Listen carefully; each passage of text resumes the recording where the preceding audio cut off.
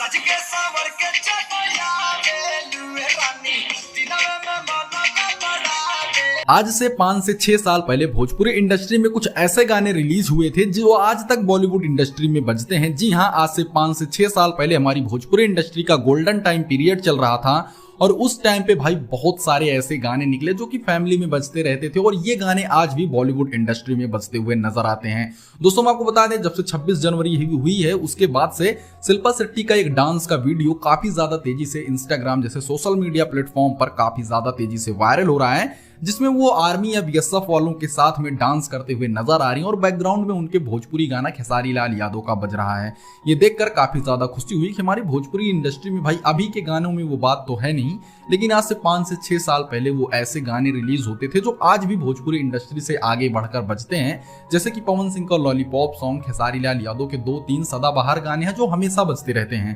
खैर दोस्तों, इसके बारे में आप क्या कहना चाहेंगे हमको कमेंट करके जरूर बताइएगा।